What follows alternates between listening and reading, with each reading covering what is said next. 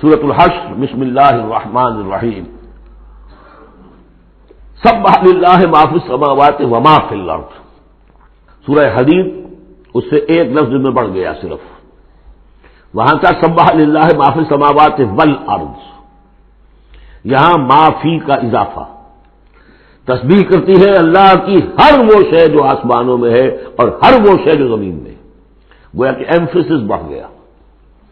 باقی وہی دو اسماء گرامی اللہ کے، وہو العزیز الحکیم. وہ العزیز ہے، زبردست ہے، اس کا اختیار مطلق ہے، اس میں کوئی چیکس اینڈ بیلنسز نہیں ہے، لیکن حکیم ہے، کمال حکمت والا. هو الذی اخرج الذین کفروا من اہل الکتاب من دیارہم لاول الحشر. اس میں اب یہ غزوہ بنی نذیر کا ذکر ہو رہا ہے. 3 قبیلے تھے مدینے میں جب حضور تشریف لائے ہیں، بنو قینقاع، بنو نذیر، بنو قریظہ. سب سے پہلے ان تینوں سے معاہدہ ہو گیا. سب سے پہلے شرارت کی تھی غزوہ بدر کے فوراً بعد، وہ بنو قینقاع نے کی تھی. انہوں نے اپنے معاہدے کی خلاف ورزی کی، شرارتیں کی، تو حضور نے ان کو مدینے سے نکال دیا. دوسری باری آئی اس کی، یہ ہے بنو نذیر. غزوہ احد کے بعد سن 3 میں غزوہ احد ہوا ہے، سن 4 میں ان یہ واقعہ پیش آیا ہے. انہوں نے، ان کا ایک سردار تھا کعب ابن اشرف، اس نے بڑی ریشہ دوانی شروع کی. قریش کے ساتھ سلسلہ جنبانی ہو رہا ہے، خود بھی گیا کسی طریقے سے. ہم تو، ہماری جان زیق میں آ گئی ہے، محمد آ گئے وہاں پر، آپ کی قوم کے لوگ ہیں، اب آپ ہی ہمیں ہماری جان ان سے چھڑائیں اور آپ لوگ حملہ کریں، ہم اندر سے مدد کریں گے.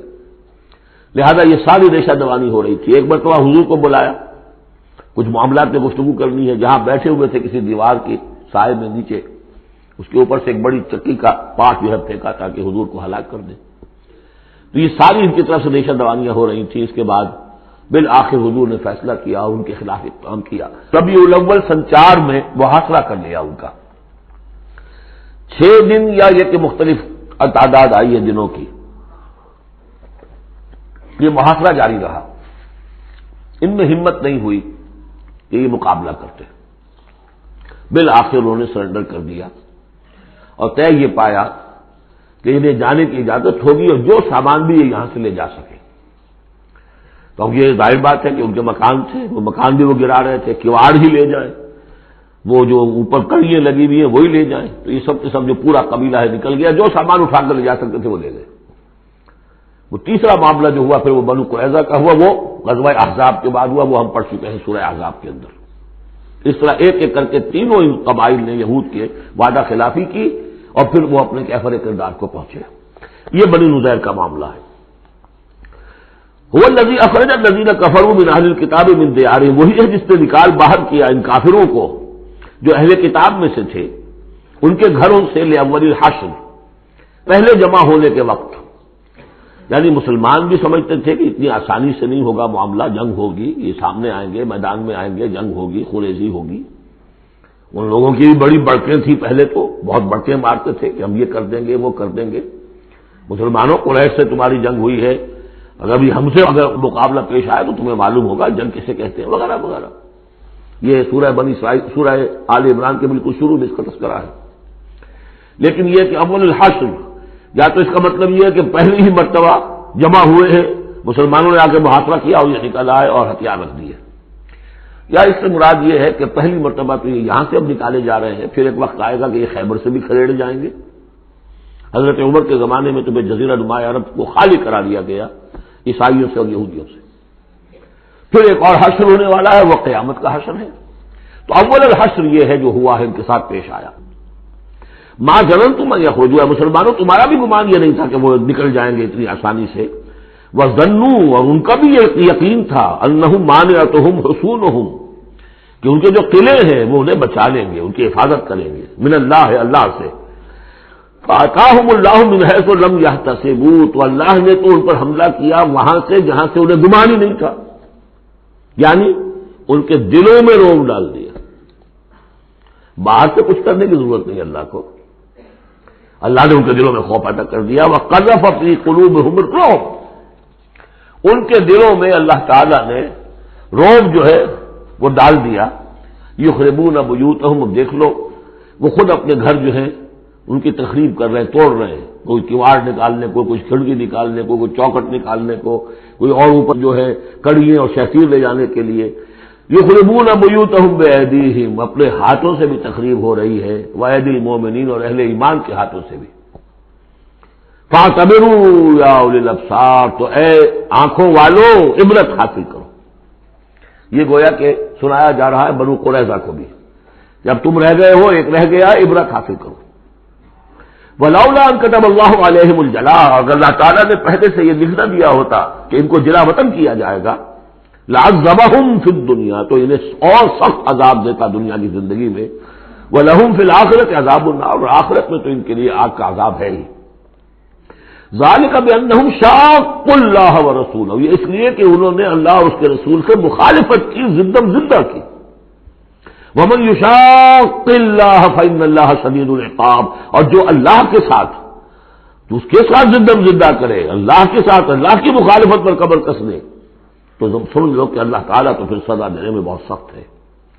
ما قطعتم من لینۃ او ترکتموها قائمۃ علی اصولها، جو بھی تم نے لینا، یہ ایک خاص قسم کے کھجور کا درخت ہوتا تھا لینا، ان کے جو یہ گڑھیاں تھیں، ان کے جو مکان تھے، حویلیاں تھیں، ان کے چاروں طرف جو ہے کھجوروں کے اس طرح کی باڑ سی جیسے لگی ہوئی تھی، ایک طرح کی فصیل کھجوروں کا درخت ڈھلے۔ تو جب مسلمانوں نے محاصرہ کیا تو بعض جگہوں سے انہوں نے کھجور کے یہ درخت کاٹے، اس لیے کہ حملہ کرنے کے لیے کھلی جگہ چاہیے تھی۔ تو انہوں نے پھر پروپیگنڈا بنایا، اسکینڈل بنا دیا، دیکھو یہ اللہ کے رسول بنے پھرتے ہیں اور یہ اہل ایمان، اور یہ درخت کاٹ رہے ہیں۔ تو یہاں اللہ تعالیٰ نے اہل ایمان کے اس اقدام کی طرف ان کا جواز عطا فرمایا ہے کہ یہ تم نے صحیح کیا، تو غلط کام نہیں کیا۔ ما قطعتم من لینۃ او ترکتموها، تم نے جو بھی وہ کھجور کے درخت کاٹے یا جو بھی تم نے چھوڑ دیے انہیں، قائمۃ علی اصولها، جو اپنی جڑوں پر کھڑے ہوئے ہیں اب بھی، فباذن اللہ، یہ سب اللہ کے اذن سے ہوا ہے۔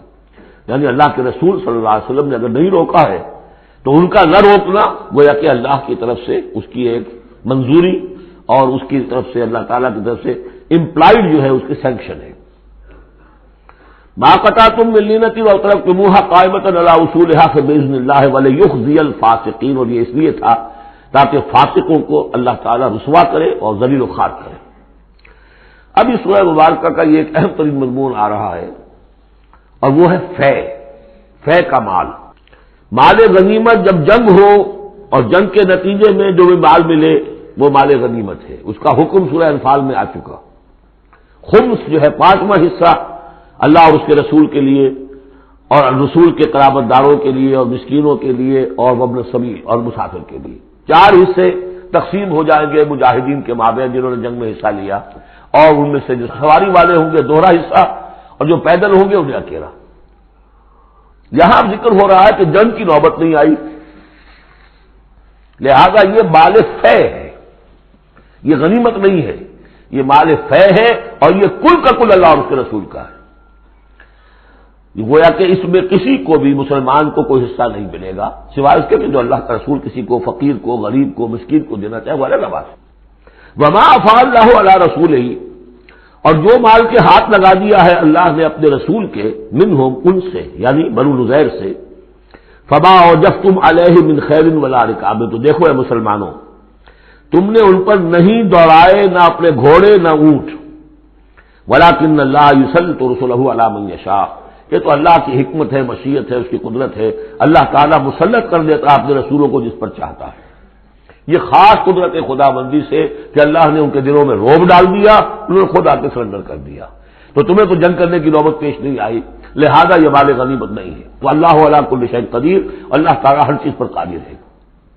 اب یہ حکم آ رہا ہے، ما افاء اللہ علی رسولہ من اہل القری، جو مال بھی ہاتھ لگا دے اللہ اپنے رسول کے ان تمام بستی والوں سے، فللہ وللرسول ولذی القربى والیتامى والمساکین وابن السبیل، اس کا جو مصرف ہے وہ یہ کہ اللہ اور اس کا رسول، اس سے مراد ہے اسلامی ریاست، پھر رسول کے اپنے اخراجات، اپنی ازواج مطہرات کا دار نفقہ، اپنا جو ذمہ داریاں ہیں معاشرتی، پھر رسول کے قرابت دار، ظاہر بات ہے ذی القربیٰ جو ہے وہ عام آدمی کے بھی قرابت دار ہیں، ان کے ساتھ حسن سلوک ہوتا ہے، تو رسول کے بھی جو قرابت دار ہیں، اور رسول کا کوئی اور ذریعہ معاش تو ہے نہیں، والیتامى والمساکین وابن السبیل، باقی اس کے علاوہ جو بھی مستحق ہیں، فقراء ہیں، غریب ہیں، اور ان کے لیے محتاج ہیں۔ کہ لا یکون دولۃ بین الاغنیاء منکم، اور یہ اہم ترین اسٹیٹمنٹ آف آبجیکٹوز ہے. مقصد کیا ہے؟ کہ لا یکون، تاکہ ایسا نہ ہو کہ دولت تمہارے امیروں ہی کے مابین چکر لگاتی رہے. یعنی ظاہر بات ہے کہ اب جو جنگ میں حصہ لیا ہے، جن کے پاس گھوڑے بھی تھے اور اونٹ بھی تھے، اب ان کو دگنے حصے مل جاتے سارے اس مال میں سے، تو گویا کہ جو لوگ پہلے ہی سے کچھ مرفع الحال ہیں، جن کے پاس پہلے ہی کچھ ہے، انہی کی طرف مال اور بڑھ رہا ہے، اور جو بیچارے غریب ہیں وہاں کے، وہ گویا کہ اس سے ان کی غربت کے ازالے کی کوئی شکل نہیں ہو پائے گی. تو اللہ تعالیٰ کے سامنے یہ ہے کہ دولت کی تقسیم ہو ایسی کہ اس کی سرکولیشن جو ہے معاشرے کے اندر، اس کی گردش دولت ایسی ہو کہ سب کو حصہ ملے اور سوسائٹی کے تمام طبقات جو ہے اس سے مستفید ہوں. کہ لا یکون دولۃ بین الاغنیاء منکم، تاکہ ایسا نہ ہو کہ یہ دولت، یہ سرمایہ، یہ مال تمہارے امیروں ہی کے مابین گردش میں رہے. اس کی ایک سادہ سی مثال میں دیتا ہوں کہ ایک کروڑ پتی کی بیٹی لاکھوں روپے کا جہیز لے کے ایک کروڑ پتی کے بیٹے کے گھر چلی گئی. گویا کہ وہ لاکھوں روپے کے جہیز نے گردش تو کی، لیکن ایک کروڑ پتی سے نکل کے دوسرے کروڑ پتی کے یہاں چلی گئی. یہ دولت گردش کر رہی ہے اسی ایک اونچے طبقے کے اندر، پوری کے اندر جو ہے گردش ہو رہی. گردش ہے بھی اگر تو ان کے مابین ہونا یہ چاہیے کہ یہ سوسائٹی کے تمام طبقات کے اندر اس کا نفوذ ہو رہا ہو، سب کو اس سے فیض پہنچ رہا ہو، تاکہ یہ جو اس قدر جو ہے اونچ نیچ ہے، اتنی عدم مساوات ہے، وہ ختم ہو. وہ مساوات کے تمام انسان بالکل برابر کر دیے جائیں، وہ تو نہ کبھی ہوئی ہے نہ ہو سکتی ہے. وہ تو کمیونزم بھی مر گیا اور ایک دن کے لیے بھی اس مساوات کو قائم نہیں کر سکا. یہ ضرور ہے کہ انہوں نے جو اتنا فرق و تفاوت تھا، وہ نہیں ہے کہ جو امریکہ میں آج بھی ہے اور اس وقت بھی تھا، وہ فرق و تفاوت وہاں نہیں تھا. لیکن یہ کہ بالکل برابر سپاہی اور سپہ سالار برابر تو نہیں ہو سکتے، کچھ نہ کچھ فرق تو ہوگا. لیکن یہ کہ ایسا نہ ہو کہ معاشرے کے ایک طبقے میں ایک طرف تو احتیاج ہی احتیاج بڑھتی چلی جائے، بھوک ہو، احتیاج ہو، جس کے لیے کہ یہاں تک فرمایا حضور نے کاد الفقر ان یکون کفرا، فقر جو ہے احتیاج وہ انسان کو کفر تک پہنچا دیتی ہے. اور حضرت شاہ ولی اللہ دہلوی رحمۃ اللہ علیہ نے، وہ میں سمجھتا ہوں کہ اس دور جدید میں جو بھی معاشی مسائل کی پیچیدگیاں پیدا ہونے والی تھی، اس کا بڑا گہرا فہم جو تھا سب سے پہلے جس عالم دین کو ہوا ہے وہ شاہ ولی اللہ دہلوی ہے.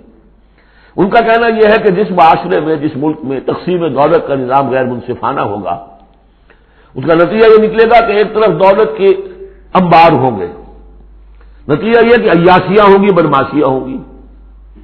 دوسری طرف عام لوگ جو ہے وہ ڈھور ڈنگر بن کر رہ جائیں گے، وہ بار برداری کے جانوروں کی حیثیت اختیار کر لیں گے کہ صبح سے لے کے شام تک کمر توڑ دینے والی جو ہے مشقت کر کے بھی بمشکل اپنی ضرورت پوری کر رہے ہیں. تو گویا کہ یہ غیر مساوی نظام تقسیم دولت جو ہے یہ دو دھاری تلوار ہے، ادھر بھی کاٹ رہی ہے ادھر بھی کاٹ رہی ہے. جدھر ایکومولیشن آف ویلتھ ہو رہی ہے ادھر عیاشیاں ہیں، بدماشیاں ہیں، ادھر جو بھی کچھ ہو رہا ہے اللے تللے ہیں، نمود و نمائش کے لیے خرچ کیا جا رہا ہے، اس سے اور جو ہے دل پھٹ رہے ہیں. کسی بڑے سیٹ صاحب کی بیٹی کی شادی ہے اور پوری کوٹھی بقع نور بنی ہوئی ہے، ایک ایک پتے کے ساتھ انہوں نے لگا رکھا ہے ایک ایک بل، اور دوسری طرف کوئی اس سیٹ کا کوئی نہ کوئی شوفر بھی ہے، کوئی اس کا کھانا پکانے والا ہے، کوئی چوکیدار ہے، کوئی مالی ہے، اور اس کے گھر میں بچی جو ہے بوڑھی ہو رہی ہے اور اس کا ہاتھ پیلا نہیں ہو سکتا، اس لیے کچھ نہیں ہے اس کے پاس. تو ان ملازمین کے دل میں ان کی محبت پیدا ہوگی یا نفرت پیدا ہوگی؟ انما یرید الشیطان ان یوقع بینکم العداوۃ والبغضاء، شیطان تو چاہتا ہے تمہارے مابین دشمنی اور بغض کے جذبات پیدا کرے، اور وہ پیدا ہو رہے ہیں. دوسری طرف فقر ہے، کاد الفقر ویکون کفرا. تو اس میں یہ ہے کہ ضرورت ہے کہ لا یکون دولۃ بین الاغنیاء منکم، نظام ایسا ہونا چاہیے کہ منصفانہ، عادلانہ تقسیم ہو دولت کی، اور اس طرح سے مستقل طبقات بن کر نہ رہ جائے. وما آتاکم الرسول فخذوہ. اب ظاہر بات ہے کہ اس وقت فوری طور پر تو بڑا دھکا لگا ہوگا نا. اوس اور خزرج کے مسلمان جو تھے وہ جب آئے تھے، محاصرہ کیا تھا، توقع انہیں یہ ہوگی کہ مال غنیمت میں سے ہمیں ملے گا، تو فوری طور پر یہ سمجھ آخر انسان تھے، فرشتے تو نہیں تھے نا، تو انہیں یقیناً کو ایک دھکا سا لگا ہوگا، شوق پہنچا ہوگا. لہذا اب اس کے لیے جو بھی ایک ایمان کو ان کے جو ہے اپیل کیا جا رہا ہے، وما آتاکم الرسول فخذوہ، اور دیکھو جو رسول تمہیں دے دے وہ لے لو، وما نہاکم عنہ فانتہوا، اور جس چیز سے روک دے رک جاؤ. واتقوا اللہ، اللہ کا تقوی اختیار کرو، ان اللہ شدید العقاب، اللہ تعالیٰ سزا دینے میں بہت سخت ہے. للفقراء اب بیان ہوا کہ جب یہ بیت المال میں چلا جائے گا تو رسول نے تو اپنے اوپر فقر لازم کیا ہوا ہے، رسول نے تو اپنی بیویوں کے نفقہ بڑھانے کی بجائے ایلا کر دیا تھا، سورہ احزاب میں ہم سب پڑھ آئے ہیں۔ رسول یہ کس کو دے گا؟ للفقراء المہاجرین الذین اخرجوا من دیارہم، وہ مہاجر جو تنگدست ہیں، کہ جو نکال دیے گئے اپنے گھروں سے، اموالہم، اور اپنے اموال سے، انہیں سب کچھ چھوڑ کر آنا پڑا۔ یبتغون فضلا من اللہ ورضوانا، وہ تو اللہ کے فضل کے متلاشی ہیں، تلاش کر رہے ہیں، حاصل کرنا چاہتے ہیں اللہ کا فضل اور اس کی رضا۔ وینصرون اللہ ورسولہ، اور وہ اللہ اور اس کے رسول کی مدد کر رہے ہیں۔ ولیعلم اللہ من ینصرہ ورسولہ بالغیب، یہ ہم پڑھ چکے ہیں۔ اللہ دیکھنا چاہتا ہے کون ہے وہ جو اللہ کی مدد کرتے ہیں اور اللہ کے رسول کی مدد کرتے ہیں غیب میں ہونے کے باوجود۔ تو یہ لوگ جو ہیں جان ہتھیلیوں پر رکھ کر آ گئے، مکے کو انہوں نے چھوڑ دیا، اپنے گھر بار وہاں چھوڑے ہوئے ہیں، اپنے بال بچوں کو چھوڑا ہوا ہے، تو ان کے لیے کوئی چیز نہیں ہے، تو اب اس میں سے مال فے میں سے ان کا حصہ ہوگا۔ للفقراء المہاجرین الذین اخرجوا من دیارہم واموالہم ویبتغون فضلا من اللہ ورضوانا وینصرون اللہ ورسولہ اولئک ھم الصادقون، یقیناً وہ لوگ سچے ہیں، انہوں نے اپنا سچا ہونا ثابت کر دیا، صادق الایمان ہونے کا ثبوت دے دیا۔ والذین تبوؤا الدار والایمان من قبلہم، اور جو لوگ گھروں میں آباد تھے اور جن کو پاس ایمان بھی تھا ان سے پہلے، یعنی ان کے آنے سے پہلے، یعنی انصار مدینے میں جو پہلے سے آباد تھے اور ان کے دلوں میں بھی ایمان پیدا ہو چکا تھا، وہ جب یہ مہاجرین آئے ہیں تو ان کا طرز عمل کیا تھا؟ جن کے دلوں میں ایمان تھا، یحبون من ہاجر الیہم، انہوں نے قطعاً گراں نہیں محسوس کیا کہ ہجرت کر کے لوگ آ گئے ہیں، ہماری معیشت پر بوجھ بن جائیں گے، ہمارے لیے جو ہے یہ آبادی جو ہے اتنی بڑی اور بڑھ رہی ہے، ان کے پاس کوئی دولت نہیں ہے، سرمایہ نہیں ہے، کوئی انویسٹمنٹ نہیں کر سکتے، تو بجائے اس کے کہ وہ یہ محسوس کریں کہ ہمارے اوپر تو یہ بہت بڑا بوجھ آ گیا، یحبون من ہاجر الیہم، وہ تو محبت کرتے ہیں ان سے جنہوں نے ہجرت کی ہے، ان کی طرف آئے ہیں ان کے ہاں، ولا یجدون فی صدورہم حاجۃ مما اوتوا، اور وہ نہیں پاتے اپنے سینوں کے اندر کوئی بھی حاجت، کوئی تنگی اس چیز پر کہ جو انہیں دی جا رہی ہے، کہ انہیں کیوں دیا جا رہا ہے، نہیں ہوگا، اس لیے کہ ان کے دلوں میں ایمان ہے، اللہ تعالیٰ نے ان کو ایمان کی دولت سے بہرہور کیا ہے۔ یہ جیسا کہ میں نے عرض کیا کہ انصار میں سے جن حضرات کو توقع تھی کہ اب یہ سارا مال و اسباب جو چھوڑ کر گئے ہیں بنو الغیر، اس میں سے ہمیں بھی حصہ ملے گا، اور جب یہ طے ہو گیا کہ یہ سارا مال فے ہے، یہ مال غنیمت ہے ہی نہیں، تو آخر فوری طور پر تو ایک دھکا سا لگا ہوگا۔ یہ ساری آیات در حقیقت ان کی تشفی کے لیے، تسکین کے لیے، ان کے جذبہ ایمان کو اپیل کرتے ہوئے اللہ اور اس کے رسول کے حوالے سے بات کی جا رہی ہے، اور جو بھی ان کے اندر ایمان تھا در حقیقت اس کا اعتراف کرتے ہوئے کہ والذین تبوؤا الدار والایمان من قبلہم یحبون من ہاجر الیہم، وہ تو محبت کرتے ہیں ان لوگوں سے جو ہجرت کر کے ان کے ہاں آ گئے ہیں، ولا یجدون فی صدورہم حاجۃ مما اوتوا، اور انہیں ہرگز کوئی تنگی محسوس نہیں ہوتی اس معاملے پر کہ جو انہیں دیا جا رہا ہے مہاجرین کو، وَيُؤْثِرُونَ عَلَىٰ أَنفُسِهِمْ وَلَوْ كَانَ بِهِمْ خَصَاصَةٌ، اور وہ تو اپنے اوپر ترجیح دیتے ہیں دوسروں کو، خواہ ان کے اپنے اوپر تنگی ہو، یعنی انصار بھی سب کے سب جو ہے وہ دولت مند تو نہیں تھے، ان میں بھی غریب بھی تھے، لیکن یہ کہ چاہے وہ خود تنگدست ہوں، لیکن یہ کہ وہ دوسروں کو ترجیح دیتے ہیں، انہوں نے اپنے مہاجر بھائیوں کے لیے ایثار کیا ہے، قربانی کی ہے۔ ایثار جو ہے اس کے معنی ہوتی ہے ترجیح کرنا، کسی کو مقدم رکھنا۔ یؤثرون علی انفسہم ولو کان بہم خصاصہ، اپنے اوپر ان کو ترجیح دے رہے ہیں اگرچہ ان کے اپنے ہاں بھی تنگ دستی ہے، خواہ ہو ان کے ہاں تنگ دستی۔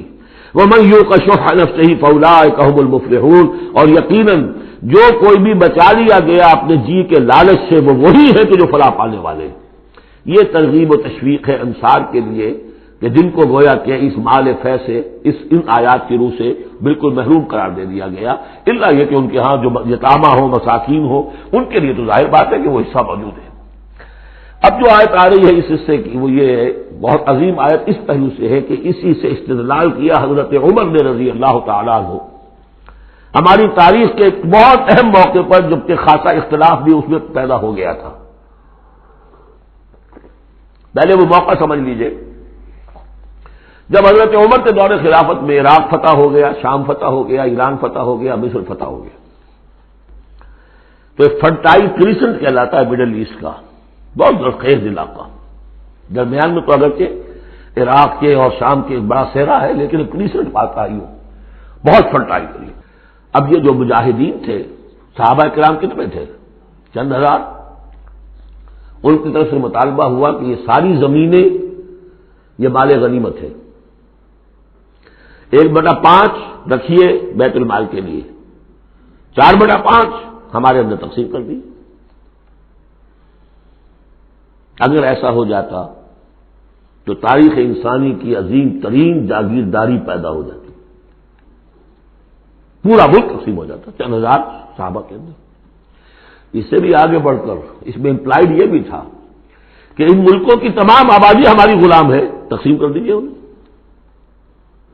مال غنیمت میں جو غلام آتے تھے وہ تقسیم ہوتے تھے کہ نہیں؟ لونڈیاں آتی تھیں تو غنیمت تقسیم ہوتی تھی کہ نہیں؟ یہ اتنا بڑا مسئلہ تھا. حضرت عمر رضی اللہ تعالیٰ عنہ نے اس پر غور کیا اور ان کی رائے یہ ہوئی کہ یہ جو مال ہے یہ مال فے شمار ہوگا، مال غنیمت نہیں. مال غنیمت صرف وہ ہوگا جو کسی جنگ میں مارکے کے عین مقام پر جو چیز ملے گی، جو تلواریں دشمن کے ہاتھ سے آپ کے ہاتھ لگ گئیں، زرہیں ہیں اور سامان ہے، یا بھیڑیں بکریاں ہیں، ان کے بھی تو راشن ساتھ ہوتے تھے کہ نہیں، گھوڑے ہیں، اونٹ ہیں، یا وہاں جو پی او ڈبلیوز ہوں گے جو وہاں گرفتار ہوں گے، جو لڑنے والے، یا عورتیں اگر وہاں ساتھ ہوں گی وہ کنیزیں بنائی جائیں گی. تو جو محاذ جنگ پر جو مال آئے گا وہ تو غنیمت ہے.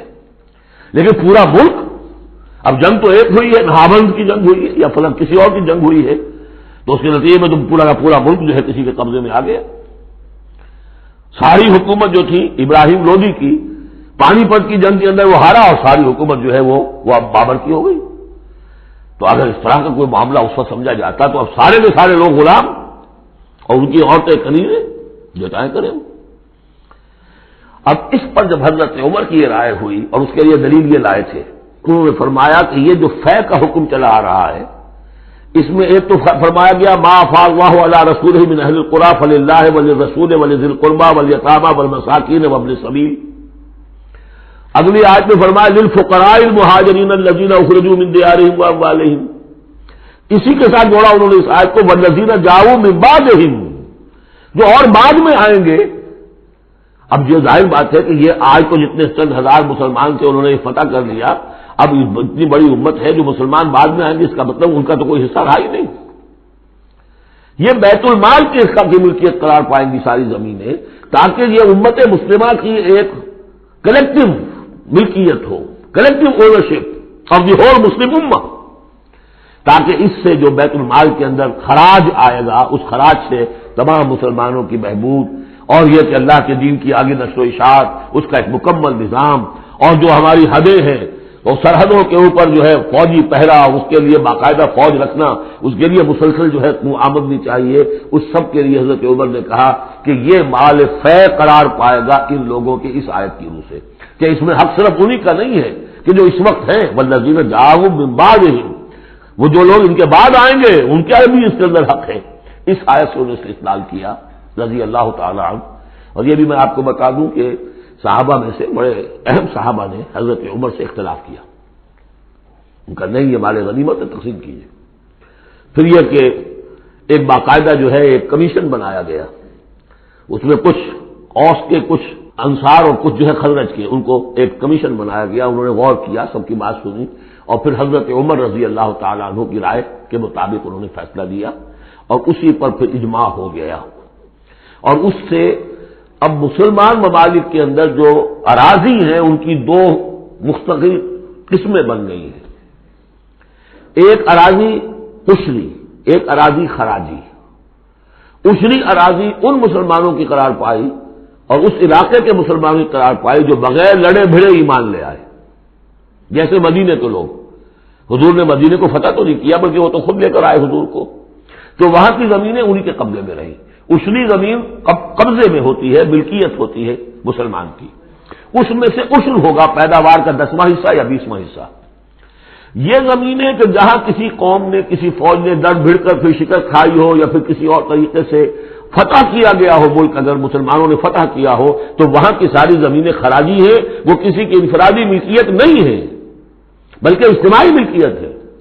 کلیکٹو اونرشپ آف لینڈ پہلی مرتبہ تاریخ انسانی میں حضرت عمر رضی اللہ تعالیٰ عنہ کے اس اجتہاد کے نتیجے میں وجود میں آیا. کلیکٹو اونرشپ آف لینڈ، یہ کسی کی انفرادی ملکیت نہیں ہے۔ جو ملک بھی فتح کیا گیا ہے بزور شمشیر طاقت کے ساتھ، اس کی زمینیں خراجی ہیں، اشری نہیں ہے، یعنی وہ مسلمانوں کی اجتماعی ملکیت ہے، انفرادی نہیں ہے۔ اب مسلمان ہو چاہے تو وہاں پر چاہے وہ مجوسی تھے یا ہندو ہو کوئی ہو، وہ کاشت کریں گے، لیکن اس میں سے خراج جائے گا سیدھا بیت المال میں، کوئی اس میں بیچ میں نہ زمیندار ہے اور نہ کوئی جاگیردار ہے۔ اس زمین کو کہتے ہیں خراجی زمین، اور پچھلی صدی تک تقریباً اس پر اجماع تھا کہ ہندوستان کی ساری زمینیں خراجی ہیں، یہاں کوئی اصلی زمین نہیں ہے، کوئی زمین ملکیت ہی نہیں ہے، کسی کو ملکیت نہیں، سب یہ مسلمانوں کی اجتماعی ملکیت ہے۔ چنانچہ قاضی صلاح اللہ پانی پتی رحمۃ اللہ علیہ پچھلی صدی کے بڑے عظیم مفسر، محدث، بہت بڑے صوفی، بہت بڑے مفتی، ان کی تفسیر جو ہے تفسیر مظہری، وہ انہوں نے اپنے مرشد کے نام پر لکھی خود ہے، لیکن نام تفسیر صلاحی نہیں رکھا، تفسیر مظہری اپنے استاد کے نام سے منسوب کیا۔ تو اس تفسیر کے لکھنے والے شخص نے جو رسالہ لکھا ہے مالا بدہ منہ، وہ فقہ کا ایک بہت ہی ابتدائی سا رسالہ ہے، اور ہمارے سارے عربی مدارس میں وہ پڑھایا جاتا ہے۔ وہ فقہ کی تعلیم جو ہر مسلمان کو معلوم ہونی چاہیے، مالا بدہ منہ، اس میں صاف لکھا ہے ہندوستان میں کوئی زمین عشری ہے ہی نہیں، لہذا میں عشر کے مسائل اس میں لکھتا ہی نہیں، خامخواہ طلبہ کے دلوں پر بوجھ پڑے، کیا ضرورت ہے، جبکہ یہاں اس کی اپلیکیشن بھی نہیں ہے۔ ہندوستان میں کوئی زمین جو ہے عشری نہیں، سب خراجی خراجی ہے، تو اس کا نتیجہ کیا نکلتا ہے کہ بالکل نیا بندوبست اراضی ہو سکتا ہے، ان جاگیرداروں سے زمین واپس لی جا سکتی، ملکیت ہی نہیں ہے ان کی۔ یہ تو یہ کہ کبھی کسی شہنشاہ نے دے دی یا انگریزوں نے دے دی، کسی اور نے دے دی، ان کی ملکیت نہیں ہے، یہ خراجی زمینیں خراجی رہیں گی۔ یہ بہت اہم مسئلہ ہے اور اس کا تعلق اس آیت سے ہے۔ والذین جاؤوا من بعدهم یقولون ربنا اغفر لنا ولاخواننا الذین سبقونا بالایمان، وہ یہ کہتے ہیں پروردگار ہمیں بھی بخش دے اور ہمارے ان بھائیوں کو بھی بخش دے جو ایمان میں ہم سے سبقت لے گئے، ہم سے پہلے تھے، ولا تجعل فی قلوبنا، اور ہمارے دلوں میں مت پیدا کر غلن، کوئی بھی کدورت، کوئی بھی بیر، للذین آمنوا، ان لوگوں کے لیے جو صاحب ایمان ہو، ربنا انک رؤوف الرحیم، پروردگار تو رؤوف ہے اور رحیم ہے۔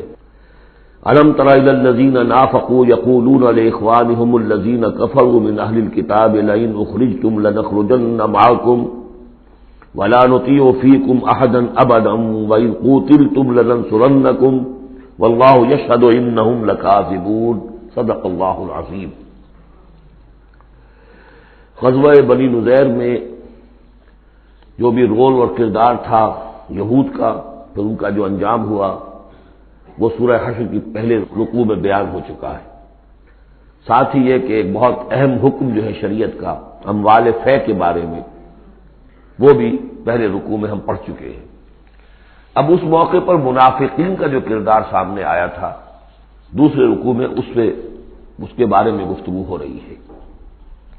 الم تر الی الذین نافقوا، کیا تم نے دیکھا نہیں ان لوگوں کو کہ جو منافق ہیں، جن کے دلوں میں نفاق نے ڈیرے جما لیے ہیں، یقولون لاخوانہم الذین کفروا من اہل الکتاب، وہ کہتے رہے اپنے ان بھائیوں سے کہ جو اہل کتاب میں سے جنہوں نے کفر کیا تھا، ان کے بھائی تھے، دوست تھے، ان کے تعلقات تھے جو اہل کتاب میں سے تھے، وہ کفر پر اڑے رہے، ان سے انہوں نے کہا تھا یہ لئن اخرجتم لنخرجن معکم، دیکھو اگر تمہیں کبھی مدینے سے نکالا گیا ہم تمہارے ساتھ نکلیں گے۔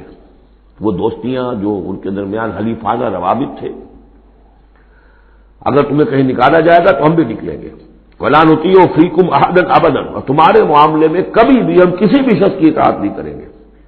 یعنی ٹھیک ہے ہم ایمان تو لے آئے ہیں، مسلمانوں میں شامل ہو گئے ہیں، اور ہم محمد کا حکم مانتے بھی ہیں بعض بار معاملات کے اندر، لیکن یہ ہے کہ تمہارے ساتھ ہماری دوستی ہے وہ پختہ ہے، تمہارے ساتھ ہمارے حلیفانہ تعلقات ہیں وہ بہت قدیمی ہے، اور ہمارا تمہارے معاملے میں جو ہے ہمارا طرز عمل تبدیل نہیں ہوگا، اور اگر کوئی اقدام محمد نے صلی اللہ علیہ وسلم تمہارے خلاف کرنے کا فیصلہ کیا تو ہم اس میں ان کا ساتھ نہیں دیں گے۔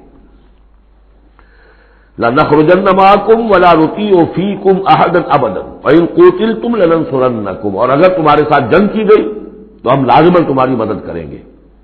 وَاللَّهُ يَشْهَدُ إِنَّهُمْ لَكَاذِبُونَ، اور اللہ گواہی دیتا ہے کہ وہ جھوٹ بول رہے تھے۔ لَئِنْ أُخْرِجُوا لَا يَخْرُجُونَ مَعَهُمْ، اگر وہ نکالے جائیں گے وہ ان کے ساتھ نہیں نکلیں گے۔ وَلَئِنْ قُوتِلُوا لَا يَنصُرُونَهُمْ، اور اگر ان سے جنگ کی جائے گی تو وہ ان کی مدد نہیں کریں گے۔ وَلَئِن نَصَرُوهُمْ لَيُوَلُّنَّ الْأَدْبَارَ، اور اگر کہیں ان کی مدد کر بیٹھیں گے تو فوراً بھاگیں گے، پیچھے دکھا دیں گے۔ ثُمَّ لَا يُنصَرُونَ، اور پھر ان کی کہیں سے مدد نہیں ہو سکے گی۔ یعنی اگر ان میں جمع مردی ہوتی تو یہ سچے مسلمان ہی کیوں نہ بن گئے ہوتے؟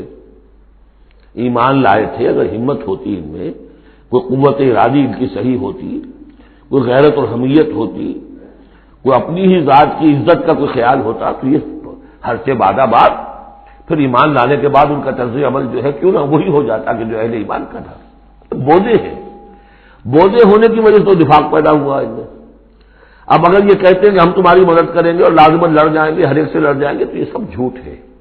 اول تو یہ کہ اگر یہ نکالے گئے تو وہ ان کے ساتھ نہیں نکلیں گے، ان سے جنگ کی گئی تو ان کا ساتھ نہیں دیں گے، اور اگر کوئی اکا دکا ان میں سے ایسا نکل بھی آیا سر پھرا کہ جو اپنے اس وعدے کو پورا کرنے کے لیے ان کے ساتھ شامل ہو کر جنگ کرے گا، تو پھر یہ کہ جھٹ وہ بھاگ جائے گا، میدان چھوڑ جائے گا، اور یہ کہ پیٹ دکھا دے گا۔ لَأَنْتُمْ أَشَدُّ رَهْبَةً فِي صُدُورِهِم مِّنَ اللَّهِ، مسلمانوں یقیناً تمہارا ڈر ان کے دلوں میں کہیں زیادہ ہے بنسبت اللہ کے ڈر کے۔ یہ اللہ سے اتنا نہیں ڈرتے جتنے کہ تم سے ڈرتے ہیں۔ ذَلِكَ بِأَنَّهُمْ قَوْمٌ لَا يَفْقَهُونَ، اور یہ اس لیے ہے کہ انہیں اصل سمجھ حاصل نہیں۔ اصل سمجھ حاصل ہو تو ایمان حاصل ہو جائے، علم حقیقی حاصل ہو جائے، پھر آدمی جان لے کہ اصل زندگی تو آخرت کی زندگی ہے، دنیا کی زندگی تو کھیل کود اور تماشا ہے، اس کے سوا کچھ نہیں۔ لا یقاتلونکم جمیعا، یہ کبھی بھی جنگ نہیں کریں گے تمہارے خلاف مل کر، الا فی قرى محصنۃ، مگر یہ کہ کہیں ایسی بستیوں میں کہ جن کو پوری طرح فورٹیفائڈ ہو، جن کی کہ فصیلیں کھڑی ہو، مضبوط ہوں، ان کے اندر سے ہو کر جنگ کریں گے۔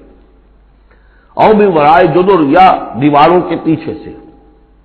باسہم بینہم شدید، ان کے آپس کے جھگڑے جو ہے وہ بہت سخت ہے۔ اگر تو خلوص اور اخلاص کسی میں شخص کے اندر ہو تو اللہ کے ساتھ مخلص کیوں نہ ہو جائے گا، اللہ کے رسول کے ساتھ کیوں نہ مخلص ہو جائے گا۔ ظاہر بات ہے کہ بزدلی اور خود غرضی یہ دو چیزیں ہیں کہ جو در حقیقت ان کے مزاج کا جزو لا ینفک ہے، اور وہی تو اصل سبب ہے ان کے نفاق کا۔ تو یہ کسی اور کے ساتھ کیسے مخلص ہو جائیں گے؟ تحسبہم جمیعا وقلوبہم شتیٰ، تم سمجھتے ہو کہ یہ یکجا ہیں، اکٹھے ہیں، ان کا متحدہ محاذ ہے، جبکہ دل کے دل پھٹے ہوئے۔ ہمارے یہاں بھی سیاسی متحدہ محاذ چاہے وہ نظام مصطفیٰ تحریک کا بنا تھا، اس کا بھی حال سب کو معلوم ہے، جو اس کے لیڈر جو ہیں علماء کرام ایک دوسرے کے پیچھے نمازیں نہیں پڑھتے تھے۔ متحدہ محاذ تھا، وہ اتحاد کیسا تھا؟ وہی بات۔ باسہم بینہم شدید، ان کے تو آپس کے اختلافات جو ہے وہ بہت شدید ہیں، ان کی آپس کی دشمنیاں، کدورتیں، کینے۔ تحسبہم جمیعا، تم سمجھتے ہو کہ یہ جمع ہے، اکٹھے ہیں، وقلوبہم شتیٰ، دل پھٹے ہوئے ہیں۔ ذالک بانہم قوم لا یعقلون، اور یہ اس لیے کہ وہ ایک ایسا گروہ ہے کہ جو عقل سے کام نہیں لیتے۔ کمثل الذین من قبلہم قریبا ذاقوا وبال امرہم، جیسے قصہ ان کا ہوا جو ان سے پہلے تھے ماضی قریب میں، یعنی بنو قینقاع۔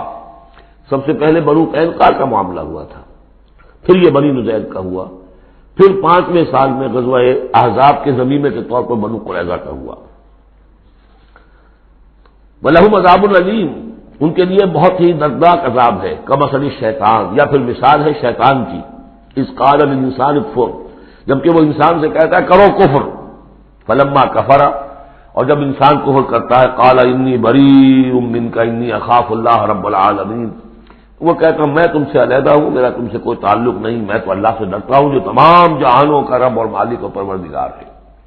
فکان عاقبتہما انہما فی النار خالدین فیہا، تو ان دونوں کی عاقبت یہ ہے کہ وہ شیطان بھی اور وہ انسان بھی، دونوں کی عاقبت یہ ہے کہ وہ رہیں گے آگ میں اور ہمیشہ ہمیشہ رہیں گے۔ وذالک جزاء الظالمین، اور یہی ہے ظالموں کا بدلہ، جیسا کہ سورہ قاف میں ہم پڑھ چکے ہیں کہ وہ قرین جو ہوگا، اس گناہ گار کافر اور مشرک کا جو قرین ہوگا، وہ جب لے کر آئے گا، حاضر کرے گا، قال قرینہ ھذا ما لدی عتید، اور اللہ تعالیٰ کی طرف سے حکم آئے گا فرشتوں کو القیا فی جہنم کل کفار عنید، تو وہ کیا کہے گا ربنا ما اطغیتہ ولکن کان فی ضلال بعید، اور اللہ تعالیٰ فرمائیں گے لا تختصموا لدی وقد قدمت الیکم بالوعید ما یبدل القول لدی وما انا بظلام للعبید۔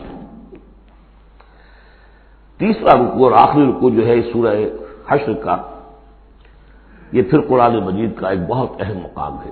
میں آج سوچ رہا تھا کہ میں بار بار جو کہتا ہوں آپ سے، یہ قرآن کا بہت اہم مقام ہے، یہ قرآن کا بہت اہم مقام ہے، تو اس کی بھی ایک حقیقت سمجھ لیجئے۔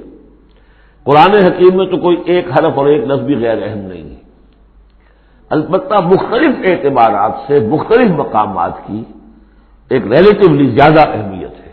بعض مقامات حکمت کے ہیں، بعض مقامات جو ہے وہ فلسفیانہ ہیں، بعض مقامات وہ ہیں کہ جو جدید سائنس کے حوالے سے بڑے اہم ہیں، بعض مقامات وہ ہیں جو روح دین سے بحث کرتے ہیں، بعض مقامات وہ ہیں جو ایمان کی ماہیت کو واضح کرتے ہیں، ایمان کیا ہے۔ تو اس اعتبار سے یقیناً مختلف مقامات جو ہیں وہ مختلف اعتبارات سے اور حیثیتوں سے وہ زیادہ اہمیتوں کے حامل ہیں۔ اب یہ جو 4 آیتیں ہیں، 7 آیتیں ہیں اس رکوع کی، تیسرے رکوع کی، اس میں فلسفہ، تصوف، پھر یہ کہ اس میں سب سے بڑا جو آ رہا حصہ وہ یہ ہے کہ جیسے 6 آیتیں سورہ حدید کی تھی کہ جن میں اللہ کے اسماء و صفات کا ذکر ہے، جن میں تفصیل سے گفتگو نہیں کر سکا اور نہ اس کا موقع تھا، میرے کیسز میں ہے، تو اسی طرح کا ہم وزن جو ہے 3 آیتیں آ رہی ہیں سورہ حشر کے آخر میں۔ قرآن حکیم میں اسماء خداوندی کا سب سے بڑا گلدستہ، 16 اسماء ایک جگہ پر اور کہیں نہیں ہے، 8 اسماء ایک آیت میں، الملک القدوس السلام المومن المہیمن العزیز الجبار المتکبر سبحان اللہ عما یشرکون، ایک ہے۔ تو اس اعتبار سے یہ حصہ بہت اہم ہے۔ فرمایا یا ایھا الذین آمنوا اتقوا اللہ ولتنظر نفس ما قدمت لغد واتقوا اللہ ان اللہ خبیر بما تعملون، اہل ایمان اللہ کا تقوی اختیار کرو، اور چاہیے کہ ہر جان یہ دیکھتی رہے کہ اس نے کل کے لیے کیا آگے بھیجا ہے۔ اللہ کا تقوی اور آخرت کا احساس، کل کے لیے کیا بھیجا ہے، ما قدمت لغد، یہ بڑی کل ہے۔ ایک کل تو وہ ہے کہ جو کل سورج طلوع ہوگا تو شروع ہو جائے گی، اور ایک بڑی کل وہ ہے آنے والی ہے جو باعث بعد الموت کے بعد آنے والی ہے، وہ بڑی کل ہے۔ اس کل کے لیے کیا بھیجا ہے آگے، کیا سامان ہے، کیا توشہ ہے، کیا تم نے کمائی ہے جو جمع کرائی ہے، وہ جو اس کائناتی حکومت کا جو سب سے بڑا ریزرو بینک ہے، امپیریل بینک ہے اس کائنات کا، اللہ تعالیٰ کے ہاں کیا جمع کرایا۔ اور دیکھیے 2 مرتبہ ایک آیت میں واتقوا اللہ، اللہ کا تقوی، اللہ کا خوف، لیکن یہ خوف اصل میں اس طرح کا خوف نہیں ہوتا جو کسی خوفناک شے کا خوف ہوتا ہے۔ ایک ہے شیر کا خوف یا سانپ کا خوف، ایک خوف والد کا خوف ہوتا ہے، وہ محبت کے تحت ہوتا ہے، میرے والد جو ہے ناراض نہ ہو جائے، میں اپنے والد کے احساسات اور جذبات کو مجروح نہ کر بیٹھوں، وہ مایوس نہ ہو جائے مجھ سے، اللہ ناراض نہ ہو جائے، یہ خوف۔ یا ایھا الذین آمنوا اتقوا اللہ ولتنظر نفس ما قدمت لغد واتقوا اللہ ان اللہ خبیر بما تعملون، یقیناً جو کچھ تم کر رہے ہو اللہ اسے باخبر ہے۔ اگلی آیت ہے جسے علامہ اقبال نے قرار دیا کہ ان کے فلسفہ خودی کی سورس یہ ہے۔ سید نذیر نیازی نے ہمارے ہاں قرآن کانفرنس میں باقاعدہ بیان کیا، ان کے مضمون میں بھی موجود ہے یہ، کہ میں نے حضرت علامہ سے یہ سوال کیا کہ آپ کے فلسفہ خودی کے بارے میں بڑی جیب گوئیاں ہوتی ہیں، کوئی کہتا ہے کہ فلاں نشے سے آپ نے اخذ کر لیا ہے، فلاں سے کر لیا ہے، آپ بتائیے کہ آپ کے اس فلسفہ خودی کی سورس کیا ہے۔ تو علامہ نے فرمایا کہ اچھا کل آ جانا فلاں وقت۔ تو کہتے ہیں کہ میں اتنا خوش رہا کہ شاعر مشرق اور حکیم الامت مجھے یہ اعزاز بخش رہے ہیں کہ میں جاؤں گا اور وہ مجھے ڈکٹیٹ کرائیں گے کہ میرے فلسفہ خودی کی سورس کیا ہے۔ تو میں گیا اور بہت خوش خوش گیا، پینسل کاپی لے کر گیا، میں گیا تو ذرا قرآن مجید اٹھا لاؤ، تو ایک تو مجھ پر وہ ویسی پڑ گئی، پھر کہا کہ ذرا کھولو سورہ حشر نکالو اور یہ آیت پڑھو، وَلَا تَكُونُوا كَالَّذِينَ نَسُوا اللَّهَ فَأَنسَاهُمْ أَنفُسَهُمْ أُولَٰئِكَ هُمُ الْفَاسِقُونَ، یہ ہے میرے فلسفہ خودی کی سورس۔ دیکھنا مسلمانوں، ان لوگوں کی طرح نہ ہو جانا جنہوں نے اللہ کو بھلا دیا، تو اللہ نے انہیں اپنے آپ سے غافل کر دیا۔ فَأَنسَاهُمْ أَنفُسَهُمْ، اس کے کیا معنی؟ کیا کوئی خدا سے غافل جو اپنے آپ کو بھول جاتا ہے؟ اپنے پیٹ کا خیال نہیں رہتا اس کو؟ اپنے جسم میں کوئی پھوڑا نکل آئے تو علاج نہیں کراتا؟ کس چیز سے غافل ہے؟ وہ اپنے جسم سے غافل نہیں، وہ اپنے حیوانی وجود سے غافل نہیں، اس کے تقاضوں سے غافل نہیں، اس کی اپکیپ، اس کی مینٹیننس، اس کی ویئر اینڈ ٹیئر کو درست کرتے رہنا، کسی چیز سے غافل نہیں۔ معلوم ہوا کہ اس حیوانی وجود کے علاوہ کوئی حیثیت ہے انسان کی، اصل حقیقت جس کو انسان بھول جاتا۔ اور یہ ہم پڑھ چکے ہیں، سورہ مجادلہ کے اندر بھی الفاظ آئے تھے کہ شیطان نے انہیں اللہ کو بھلا دیا۔ فَأَنْسَاهُمْ ذِكْرَ اللَّهِ اسْتَحْوَذَ عَلَيْهِمُ الشَّيْطَانُ فَأَنْسَاهُمْ ذِكْرَ اللَّهِ، شیطان نے ان پر قابو پا لیا ہے اور انہیں بھلا دیا ہے، اللہ کے ذکر سے غافل کر دیا ہے۔ تو جو لوگ اللہ کو بھلا دیتے ہیں وہ اپنے آپ سے، اپنی اصل حقیقت سے غافل ہو جاتے ہیں۔ وہ اپنے آپ کو کیا سمجھتے ہیں؟ حیوان۔ اور آج کا ہماری جو تہذیب کا جو مرکزی نقطہ ہے آج کا گلوبل سویلائزیشن کا، کہ انسان نرا حیوان ہے، اور اس میں سب سے بڑا پارٹ پلے کیا ہے ڈاروین کے نظریہ ارتقاء نے۔ حیوان جیسے اور حیوان ہے ویسا حیوان انسان ہے۔ اتنا ہی فرق ہے نا جتنا گھوڑا اور گدھا۔ گدھا ذرا کورس قسم کا ہے، ذرا گٹیا رف قسم کا جانور ہے، اور ذرا گھوڑا فائن ہے، ریفائنڈ ہے، تمکنت والا۔ باقی بنیادی فرق کیا ہے گدھے میں اور گھوڑے میں؟ اسی طرح گوریلا اور شمپینزی اور انسان، کیا فرق ہے؟ اتنا ہی فرق ہے جتنا گدھے اور گھوڑے میں ہے، اتنا ہی گوریلا اور شمپینزی اور انسان میں ہے، کوئی فرق نہیں۔ وہی موٹیوز جو ان کے ہیں وہی موٹیوز ان کے ہیں، سارے وہی موٹیوز ہیں۔ سائیکالوجی ہے تو اسی پر چل رہی ہے، جو محرکات عمل ہے انسان کے وہ وہی ہے جو حیوان کے، کوئی اور ہے نہیں۔ یہ ہے اصل میں اس دور کا المیہ، اللہ کو بھول جانا اور اپنی اصل حقیقت یعنی روح۔ اللہ کو بھلاؤ گے تو تمہارے اندر جو ڈیوائن ایلیمنٹ اس نے پھونکا تھا اس سے غافل ہو جاؤ۔ اب کیا رہ گئے تم میرے حیوان؟ میں نے آپ کو اس سے پہلے بھی وہ اپنشد کا جملہ سنایا ہے، man in his ignorance identifies himself with the material sheaths which encompasses real self۔ Real self تو میری انا ہے، میری خودی ہے، اور یہ انا خودی فلسفیانہ الفاظ ہے کس شے کے لیے؟ وہ جو روح ہے میرے اندر ہے، نور تجلی بھی اسی خاک میں پنہا، غافل تو نرا صاحب ادراک نہیں ہے۔ نقطۂ نوری کے نام او خودی، زیر خاک ماں شرار زندگی، لیکن اس سے غافل، جب اس سے غافل حیوان رہ گئے۔ جب حیوان ہو گئے اولئک ھم الفاسقون، تو حیوان کے لیے تو کوئی مورل لا ہے نہیں۔ اور ارلی فرینچ لٹریچر جو ہے پچھلی سینچری کا وہ سارا اسی پر بیسڈ ہے۔ وہ ساری دلیل یہاں سے لاتے ہیں کہ انسانوں نے اپنے اوپر قیدیں لگانی ہے، بیوی بیٹی ماں میں فرق کرنا، حیوانات میں کوئی فرق کرتا ہے؟ نیوڈسٹ کلب سے اگر پوچھے کہتے ہیں حیوانات میں سے کوئی لباس پہنتا ہے کہ انسان نے خواب کا تکلف ایجاد کر لیا؟ ان کے لیے سورس ہے وہی حیوانوں کی زندگی، انہی سے سبق حاصل کرو۔ یہ ہے انسان کے اندر صرف حیوان نہیں ہے، جیسے کہ شیخ سعدی نے کہا تھا آدمی زیادہ طرفہ معجون است از فرشتہ سرشتہ وز حیواں۔ یہ جو انسان ہے آدم زاد یہ ایک معجون مرکب ہے،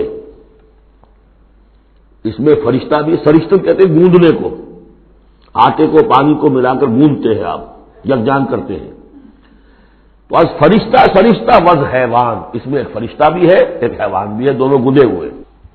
فرشتہ ہے روح، عالم امر کی شے، اور وہ نور سے پیدا کیا۔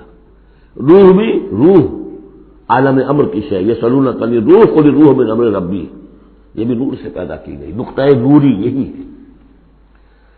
تو ولا تکونوا کالذین نسوا اللہ فانساہم انفسہم اولئک ھم الفاسقون۔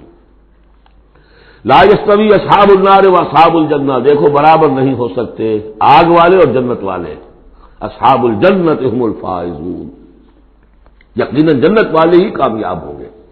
اللہم ربنا اجعلنا منہم، اللہم ادخلنا الجنت مع الابرار، اللہم اجرنا من النار، یا مجیر یا مجیر یا مجیر۔ اس کے بعد آیت آئی ہے قرآن مجید میں عظمت قرآن کے بیان میں عظیم ترین آیت، لو انزلنا هذا القرآن على جبل لرأيته خاشعا متصدعا من خشیۃ اللہ، اگر ہم اس قرآن کو اتار دیتے کسی پہاڑ پر تو تم دیکھتے کہ وہ دب جاتا، متصدعا پھٹ جاتا، من خشیۃ اللہ، اللہ کے خوف سے۔ میں نے جو شروع میں تعارف قرآن پر جو گفتگو کی تھی اس میں اس کا حوالہ دیا تھا عظمت قرآن کے لیے۔ قرآن ایز سچ، قرآن فی نفسہ ہی اس کی عظمت کیا ہے، ایک ہے قرآن کی افادیت کیا ہے، دو چیزیں جدا ہیں، ایک فی نفسہ ہی وہ کیا ہے، اس کی عظمت کیا ہے، ایک یہ کہ اس کا فائدہ کیا ہے، افادیت کیا ہے۔ افادیت پر بس ہم آیت پڑھ چکے، لیکن خاص طور پر دو آیتیں سورہ یونس کی، یا ایھا الناس قد جاءتکم موعظۃ من ربکم وشفاء لما فی الصدور وہدی ورحمۃ للمؤمنین قل بفضل اللہ وبرحمتہ فبذلک فلیفرحوا ھو خیر مما یجمعون۔ لیکن قرآن فی نفسہ ہی، اگر ہم اسے اتار دیتے کسی پہاڑ پر تو تم دیکھتے کہ وہ دب جاتا، پھٹ جاتا۔ اور اس کے لیے میں تشریح کر چکا ہوں، سورہ اعراف میں جو معاملہ ہوا تھا کہ حضرت موسیٰ علیہ السلام نے عرض کیا تھا اللہ سے رب ارنی انظر الیک، اور اللہ نے فرمایا کہ تم مجھے نہیں دیکھ سکتے، لن ترانی ولکن انظر الی الجبل فإن استقر مکانہ فسوف ترانی، ذرا اس پہاڑ کو دیکھو، ہم اپنی تجلی اس پر ڈالیں گے، اگر وہ سہار جائے، کھڑا رہ جائے اپنی جگہ پر، برداشت کر جائے، تو تم بھی سمجھنا کہ ہاں ہمیں دیکھ سکو گے۔ فلما تجلی ربہ للجبل، جب اس کے رب نے ایک اپنا پرتو، ایک جلوہ، ایک تجلی کیا ہے؟ روشنی، ایک نور، اس نور کا جو اللہ نے تعالی نے وہ پرتو ڈالا اس پہاڑ پر، جعلہ دکا وخر موسیٰ صعقا، وہ ریزہ ریزہ ہو گیا، اور تجلی باری تعالی، ذات باری تعالی کی تجلی کے بالواسطہ مشاہدے کا اثر ہوا ہے کہ حضرت موسیٰ بے ہوش ہو کر گر گئے۔ اب نوٹ کیجئے، یہ بالکل وہی بات ہے جو تمثیل کی شکل میں آ رہی ہے۔ فرق کیا ہے؟ وہ تجلی ذات تھی باری تعالی کی، یہ تجلی صفات ہے۔ کلام اللہ، اللہ کا کلام ہے، کلام متکلم کی صفت ہوتا ہے، اس کی بھی تاثیر وہی ہے جو ذات باری تعالیٰ کی تاثیر ہے۔ اس کو علامہ اقبال نے ادا کیا ہے، فاش گویم آنچ در دل مضمرست، میں صافی کھول کے بیان کر دوں جو میرے دل میں مضمر ہے، چھپی ہوئی بات ہے۔ این کتابیں نیست چیزیں دیگرست، یہ قرآن کتاب نہ سمجھو، اسے کتاب نہیں کچھ اور ہے۔ کیا ہے؟ مثل حق پنہاں ہم پیداست، آج ہم نے وہ آیت بھی پڑھ لی، الظاہر والباطن، اللہ ظاہر بھی ہے الباطن بھی ہے، تو ذات باری تعالیٰ جیسے الظاہر بھی ہے الباطن بھی ہے، اسی طرح مثل حق پنہاں ہم پیداست، یہ چھپا ہوا بھی ہے اور ظاہر بھی ہے، سامنے بھی ہے۔ اس لیے میں بیان کر چکا ہوں وہاں سورہ واقعہ میں، لا یمسہ الا المطہرون، جب تک کہ اندر پاک نہ ہو چکا ہو قرآن کے حقیقی معرفت اور معانی تک انسان پہنچ نہیں سکتا، چھلکوں تک رہے گا، ہڈی ہوگی اس کے ہاتھ میں، گودا نہیں ہوگا اس کے پاس۔ ناز قرآن منگھا برداشت استخاں پیشے سگاں انداختے، بس تک نہیں پہنچ سکتا۔ وہ ہے اصل میں قرآن مجید کا معاملہ کہ تجلی صفات باری تعالی، صفت ہے کلام کی، اور کلام میں آپ کو معلوم ہے متکلم کی پوری شخصیت جو ہے منعکس ہو جاتی ہے۔ کوئی شخص ہے، کوئی بھٹیارن ہے، کوئی اور ہے، بڑمونجا ہے، اب ان کی اپنی زبان ہے، ان کا ایک جملہ آپ سنیں گے پتہ چل جائے گا یہ کون بول رہا ہے، کون بول رہی ہے، اس لیے کہ پوری شخصیت، ان کا ذہن و فکر کا حدود اربع، ان کی تہذیب و تمدن کے ساتھ کس درجے ان کا کوئی تعلق ہے یا نہیں ہے، سب واضح ہو جائے گا، تانک بازی راگ پایا۔ تو اللہ کا کلام ہے یہ، لو انزلنا ھذا القرآن علی جبل لرأیتہ خاشعا متصدعا من خشیۃ اللہ، وَتِلْكَ الْأَمْثَالُ نَضْرِبُهَا لِلنَّاسِ لَعَلَّهُمْ يَتَفَكَّرُونَ، اور یہ مثالیں ہیں جو ہم لوگوں کے لیے بیان کرتے ہیں تاکہ وہ فکر کریں، غور کریں، سوچیں۔ اب یہاں سے وہ 3 آیتیں شروع ہو رہی ہیں، وہاں 6 تھیں۔ صفات اور اسماء ہمارے ہاں جو ایمان کے لیے جو یاد کیے ہوں گے آپ نے، اگر اللہ تعالیٰ نے بچپن میں یہ موقع آپ کو دیا ہو، تو ایمان مجمل، ایمان مفصل۔ ایمان مجمل کے الفاظ کیا ہے؟ آمنت باللہ کما ہوا باسمائہ و صفاتہ وقبلت جمیع احکامہ۔ تو اسماء اور صفات باری تعالیٰ کے موضوع پر سورہ حدید کی پہلی 6 آیات، یہ قرآن مجید کا ذروہ سلام ہے، چوٹی۔ سلام چوٹی، ذروہ کہتے ہیں اونٹ کے کوہان کو، کوہان کی بھی اونچی جو سب سے نمایاں شے ہوتی۔ اسماء پر یہ سب سے بڑا گلدستہ ہے۔ اور ایک خاص بات جو میں نے وہاں نوٹ نہیں کرائی تھی آپ کو، سورہ حدید میں واحد مقام ہے قرآن مجید کا جہاں اسماء باری تعالیٰ کے مابین حرف عطف واو آیا ہے، هو الاول والآخر والظاہر والباطن، اور کہیں نہیں ہے۔ 4 اسماء آئے ہیں سورہ جمعہ کے شروع میں، یسبح للہ ما فی السماوات و ما فی الارض الملک القدوس العزیز الحکیم، کوئی حرف واو نہیں۔ اور 8 اسماء آئیں گے یہاں پر، الملک القدوس السلام المومن المہیمن العزیز الجبار المتکبر، کوئی حرف واو نہیں۔ وہو العزیز الحکیم، یہ نہیں هو العزیز والحکیم نہیں۔ اس کی وجہ کیا ہے؟ اللہ تعالیٰ کے تمام اسماء، اللہ کی تمام صفات اس کی ذات میں بیک وقت موجود ہیں۔ واو میں تو مغایرت پیدا ہو جاتی ہے، واو میں تراخی پیدا ہو جاتی ہے، لیکن یہاں کیوں آئے سورہ حدید میں؟ اس لیے کہ اول و آخر بیک وقت نہیں ہو سکتے، وہ حال عقلی ہے۔ ظاہر و باطن ایک وقت میں ہو سکتے ہیں، میرا ظاہر میرا باطن یہ تو ایک ہی وقت میں موجود ہے۔ قرآن کا ظاہر اور قرآن کا باطن ایک وقت میں موجود ہے، اول و آخر ایک نہیں ہو سکتے، اس لیے وہاں واو لایا گیا، هو الاول والآخر والظاہر والباطن۔ بہرحال اب یہاں پر نوٹ کیجیے، هو اللہ الذی لا الہ الا هو، وہی ہے اللہ جس کے سوا کوئی الہ نہیں، عالم الغیب والشہادہ، جاننے والا ہے کھلے کا اور چھپے کا، وہ بھی جو تمہارے سامنے ہے اور وہ بھی کہ جو تمہاری نگاہوں سے پوشیدہ ہے۔ اس لیے کہ غیب اور شہادہ جو ہے یہ ہمارے اعتبار سے، اللہ کے اعتبار سے نہیں، وہی ہے اللہ کے جس کے سوا کوئی الہ نہیں۔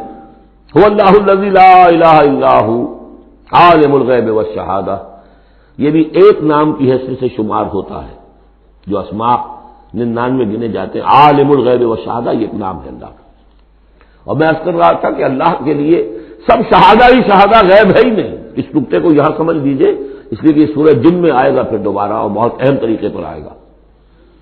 جب قرآن میں غیب اور شہادہ کا لفظ آتا ہے وہ ہمارے اعتبار سے، کہ ہمارے لیے ایک چیز وہ ہے کہ جو ہمارے حواس خمسہ کی گرفت کے دائرے کے اندر آ جاتی ہے، چاہے وہ ٹیلیسکوپ سے آئی ہے اور چاہے وہ مائکروسکوپ سے آئی ہے، لیکن دیکھنے والی شے ہماری آنکھ ہے۔ غیب وہ ہے جو ہم سے چھپا لیا گیا، جنت ہے، دوزخ ہے، آخرت ہے، فرشتے ہیں، خود سب سے بڑی ذات باری تعالیٰ ہے، لیکن اللہ ہر شے کا جاننے والا۔ هو الرحمن الرحیم، وہ رحمان ہے اور رحیم ہے، اس پر سورہ فاتحہ پڑھتے ہوئے میں نے وضاحت کی تھی۔ هو اللہ الذی لا الہ الا هو، وہی ہے اللہ جس کے سوا کوئی الہ نہیں، الملک بادشاہ حقیقی، القدوس پاک، السلام سلامتی اور سالم، ہر اعتبار سے سالم، کوئی اس کو نزل پہنچانے والا نہیں ہے، ہر عیبوں سے پاک، المومن امن دینے والا، امان دینے والا، المہیمن پناہ میں لینے والا، العزیز زبردست، مطلق العنان جس کی اتھارٹی ایبسولوٹ ہے، الجبار دباؤ رکھنے والا، المتکبر عظمت والا، بڑائی والا، یہ 8 نام آئے ہیں، الملک، القدوس، السلام، المومن، المہیمن، العزیز، الجبار، المتکبر۔ سبحان اللہ عما یشرکون، اللہ پاک ہے ان تمام چیزوں سے جو یہ شرک کرتے ہیں۔ هو اللہ الخالق البارئ المصور، وہی ہے اللہ. اب 3 نام اور آگے, الخالق الباری المصور. ان میں خاص ربط ہے. خلق, اس میں سب سے پہلے اگر ہم اپنے اوپر قیاس کریں تو پہلے کوئی شے بنانے سے پہلے ذہن میں ایک نقشہ بنتا ہے. بڑھئی نے میز بنانی ہے, اس کے ذہن میں میز کا نقشہ پہلے بن چکا ہے. کرسی بنانی, کرسی کا نقشہ بن چکا ہے. یہ اس کی ذہنی تخلیق ہے. پھر وہ اسے ظاہر کرتا ہے عالم واقعہ میں. وہ لکڑی کی میز بنا کر اسے واقعہ نمایاں کر دیتا ہے, لے آتا ہے. پھر اس کی تصویر, فنیشنگ ٹچز, اس کو رنگ روغن, یہ تینوں مرحلے ایک ہی پروسیس کے ہیں. اللہ نے تخلیق فرمائی, پھر اس کو ظاہر کیا عدم کے پردے سے نکال کر اور وجود کے پردے میں لے آیا. باری, بڑا کہتے ظاہر کرنے والا. من قبل ان نبرأہا, اس سے پہلے کہ ہم اسے ظاہر کریں. ما اصاب من مصیبت فی الارض ولا فی انفسکم الا فی کتاب من قبل ان نبرأہا. سورہ حدید میں آج پڑھ چکے ہیں. وہی ہے الخالق الباری المصور, لہ الاسماء الحسنی. تمام اچھے نام اسی کے ہیں. یسبح لہ ما فی السماوات والارض, یہاں نوٹ کر لیجئے, یسبح لہ ما فی السماوات وما فی الارض نہیں ہے, یسبح لہ ما فی السماوات والارض. سورہ حدید کے شروع میں تھا سبح للہ ما فی السماوات والارض. سورہ حشر میں آیا سبح للہ ما فی السماوات وما فی الارض. یہاں یسبح للہ ما فی السماوات والارض, اور پھر 2 مرتبہ آئے گا یسبح للہ ما فی السماوات وما فی الارض. سورہ جمعہ کے شروع میں بھی, سورہ تغابن کے شروع میں بھی. وہو العزیز الحکیم. دیکھیے اس سورہ مبارکہ کی خصوصیت یہ ہے, شروع بھی ہوئی تسبیح کے ساتھ, اختتام بھی تسبیح کے ساتھ. شروع میں بھی العزیز الحکیم, زبردست حکمت والا, آخر میں بھی العزیز الحکیم. بارک اللہ لی ولکم فی القرآن العظیم ونفعنی وإیاکم بالآیات والذکر الحکیم.